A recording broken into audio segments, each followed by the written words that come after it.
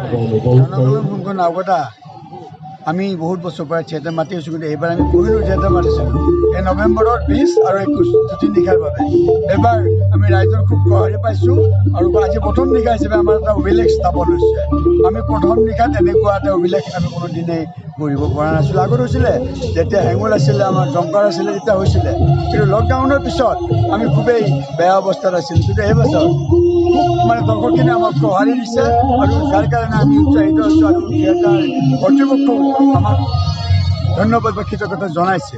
আৰু এখেতসকলে এইবাৰ কাইলৈকে দুটা শ্ব' কৰিম বুলি কথা দিছে আৰু আমিও যিমানখিনি পাৰোঁ ৰাইজৰ ওচৰত আমি আগবাঢ়ি যাম। তেখেতসকলে যাতে আমাক সম্পূৰ্ণ সহযোগ দিয়ে আৰু এটা নিশাৰ কাৰণে আমি দুটা দৰ্শনী কৰিব পাৰোঁ, তাৰ কাৰণে আমি আপ্ৰাণ আমাৰ সংঘৰ তৰফৰ পৰা চেষ্টা চলাই আছোঁ।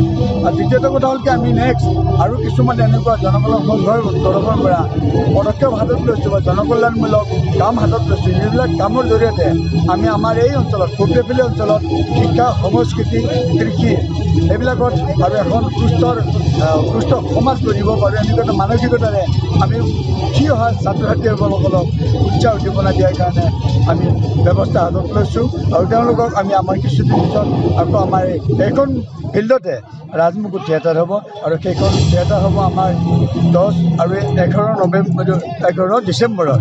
আৰু সেই দুটি নিশাটো আমি ৰাইজৰ বিপুল সঁহাৰি পাম বুলি আশা ৰাখিছোঁ। আৰু যিসকল আমাৰ এই অঞ্চলত সুদৃষ্টিৰে উত্তীৰ্ণ হোৱা শিক্ষাৰ্থী আছে, তেওঁলোকক আমি আমাৰ এই ৰাজমুকুট থিয়েটাৰৰ মঞ্চত তেওঁলোকক সম্বৰ্ধনা জনাম আৰু তেওঁলোকক উৎসাহ উদ্দীপনা জনাম।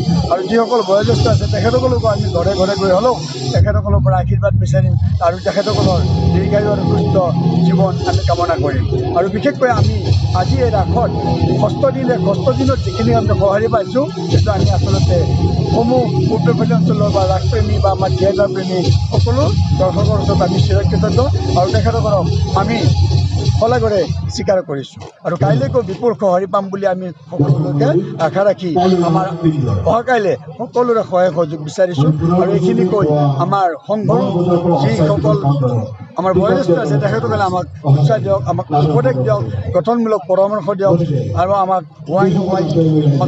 সমালোচনা নকৰি আমাক দিয়ক, এইটো পথেৰে আগবাঢ়িলে আপোনালোকৰ ভাল হ'ব।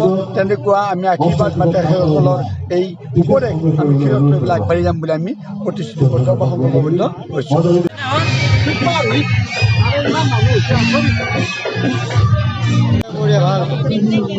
ভাল লাগিছে চাই,